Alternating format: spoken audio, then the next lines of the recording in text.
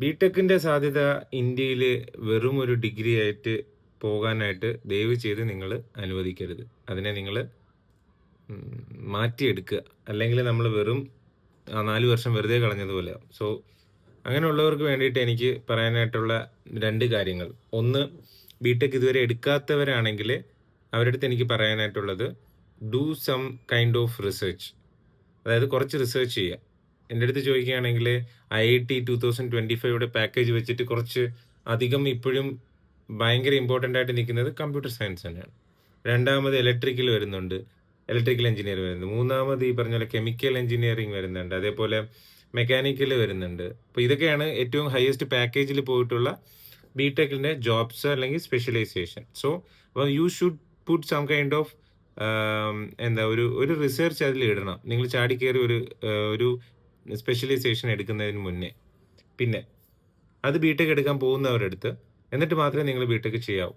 2, നിങ്ങളിപ്പോൾ ബിടെക് എടുത്തു, ഇനി എന്തെന്ന് അറിയാതെ നിങ്ങൾ ബിടെക് എടുത്ത് ഇങ്ങനെ അസ്റ്റോണിഷ്ഡ് ആയിട്ടിരിക്കുന്ന ആൾക്കാരാണ് എങ്കിൽ നിങ്ങൾക്കുള്ള 2 ഓപ്ഷൻ എന്ന് വെച്ചാൽ, ബിടെക് ഇഷ്ടവേ അല്ലാത്തവർക്ക് ഒരേ ഒരു ഓപ്ഷൻ എന്ന് പറഞ്ഞു കഴിഞ്ഞാൽ, മാനേജ്മെന്റ് തലത്തിൽ നിങ്ങൾക്ക് എൻജോയ് ചെയ്യുന്നുണ്ട്, ബിസിനസ് ഇഷ്ടപ്പെടുന്നുണ്ട് എങ്കിൽ you take an MBA, go out, get some kind of experience. Germany പോലുള്ള രാജ്യങ്ങൾ they request an number of people, because അവിടെ യങ് പോപ്പുലേഷൻ വളരെ കുറഞ്ഞുകൊണ്ടിരിക്കുകയാണ്.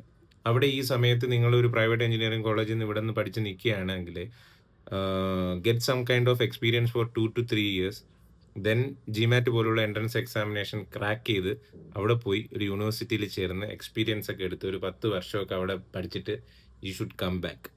ഡോണ്ട് ബി ലൈക്ക് ഒരു ഡംബായിട്ട് നമ്മളൊരു ബിടെക് ഡിഗ്രി വെച്ചുകൊണ്ടിരിക്കരുത്. Do like this. ബിടെക് എടുക്കാൻ പോകുന്നവർ do some kind of research and then only you should take that BTech. BTech എടുത്തവരാണെങ്കിൽ എന്തെന്നില്ലാതെ കിളി പോയി നിൽക്കുന്നവരാണ്. എഞ്ചിനീയറിംഗ് ഇഷ്ടമുള്ളവരാണെങ്കിൽ ജർമ്മനി പോലുള്ള രാജ്യത്തിൽ പോയി എഞ്ചിനീയറിംഗിൻ്റെ ഒരു മാസ്റ്റേഴ്സ് ചെയ്യുക.